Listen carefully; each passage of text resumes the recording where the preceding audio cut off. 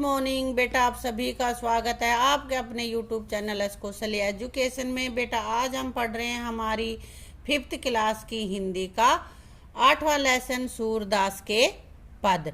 तो बेटा इसमें हम देखते हैं कि सूरदास ने क्या कहा है। यहाँ पे देखते हैं, मैया मोरी मैं नहीं माखन खायो। तो क्या कह रहा है, कृष्ण जी कह रहे हैं यहाँ पे अपनी मम्मी यशोदा से कि हे मैया मैंने मक्खन नहीं खाया है। भोर बहे गैयन के पाछे मधुबन मोहे पठायो। कह रहे हैं कि सुबह सुबह ही तू मुझे गायों के पीछे मधुबन में भेज देती है। पठायो भेज देना।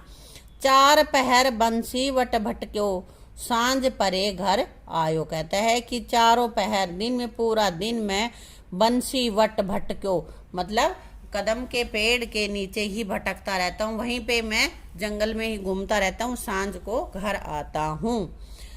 मैं बालक बहियन को छोटो छीको के ही विधि पायो। कह रहा है कि मैं तो छोटा बच्चा हूँ, मेरी छोटी छोटी बाहें हैं। बहियन को छोटो यानी कि बाजू, छोटे छोटे हाथ हैं। छीको के ही विधि पायो, मुझे छीका कैसे हाथ आ सकता है। छीका होता है बेटा जिसमें जैसे कि कोई टोकरी सी होती है और उसको हम ऊपर लटका देते हैं कोई सामान उसमें रख के, ताकि भाई कोई बिल्ली वगैरह उसको खाए नहीं।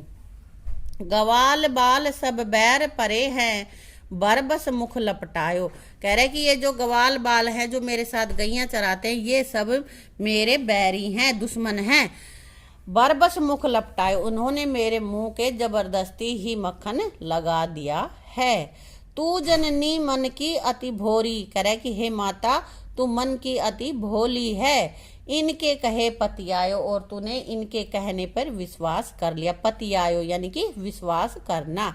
यह ले अपनी लकुटी कमरिया बहुत ही नाच नचायो। कह रहा है कि अब यह ले अपनी लकड़ी ले, अपना कंबल ले, बहुत परेशान कर दिया, मैं कल से गैया चराने नहीं जाऊंगा।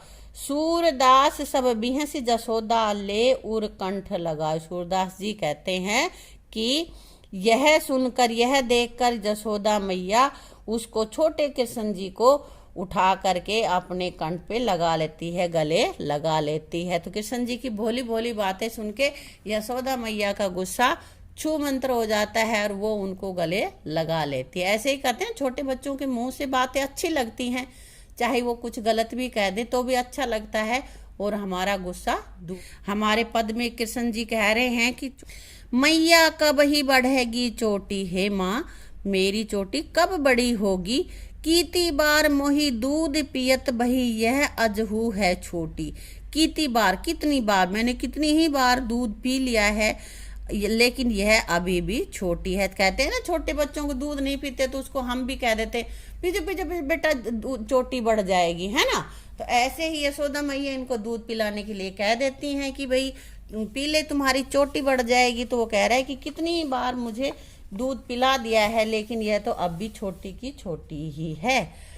तू जो कहती बल की बेनी जो है लांबी मोटी। और तू तो कहती है कि दूध पीने से बल की बेनी यानी कि बलराम की चोटी की तरह मेरी भी लंबी और मोटी हो जाएगी। काढ़त गुहत नहावत ओछत नागिन सी भूई लोटी। और कंघी करते नहाते उसको संवारते हुए यह नागिन की तरह लंबी हो जाएगी और भूमि तक पहुंचने लग जाएगी, यानी कि काफी लंबी हो जाएगी। काचो दूध पियावत पची पची देती न माखन रोटी। तो इसके चक्कर में, इस चोटी के चक्कर में तू मुझे मेरा प्रिय भोजन मक्खन रोटी नहीं देती और कच्चा दूध मुझे बार बार कह कह के पिला देती है। सूरज चिरंजी वो दो भैया हरी हल धर की जोटी। अब यहाँ पे सूरदास जी कहते हैं कि हरि हलधर भगवान श्री कृष्ण भगवान है और हलधर बलराम, श्री कृष्ण और बलराम की चोटी चिरंजीवी रहे। जोटी मतलब जोट, जो कहते हैं ना कि दो जनों की एक जोड़ी जो होती है उसको बोलते हैं कि सूरदास जी कहते हैं श्री कृष्ण और बलराम की जोड़ी अमर रहे। चिरंजीवी मतलब बहुत सालों तक जिए। अब बेटा अब हम पहले जान लेते हैं इनका प्रसंग कैसे लिखेंगे। जो भी हमने ये पद लिखे हैं, पढ़े हैं, उनका सरलार्थ क्या है, इनका प्रसंग क्या होगा। प्रसंग रहेगा प्रस्तुत पद्यांश। हमारी पाठ्य पुस्तक हिंदी की झिलमिल भाग 5 की कविता सूरदास के पद से लिए गए हैं।